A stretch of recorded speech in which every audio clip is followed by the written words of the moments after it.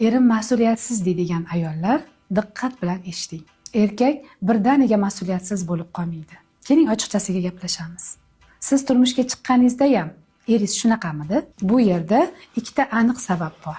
Birinchisi, u boshidan mas'uliyatsiz bo'lgan bo'lsa, bu uni ota-onasining xatosi. Ota-onasi uni bolaligida bu seni qo'lingdan kelmaydi, hech narsani eplolmaysan deb aytgan bo'lsa, bunday bolalar katta bo'lganda ham mas'uliyatdan qochadigan bo'lishadi. Ikkinchisi, agar u boshida mas'uliyatli bo'lgan bo'lsa-yu, bugungi kunda mas'uliyatsizga aylanayotgan bo'lsa, bu yerda sizning xatoyingiz ham bor.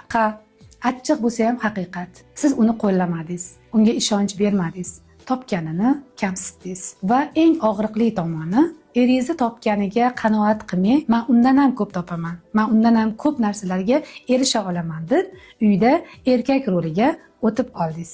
Aslida bitta uyga bitta erkak yetarli, lekin ikkita bo'lib qoldi. Unutmang, erkak o'zini keraksiz his qilgan joyda mas'uliyatdan ketadi.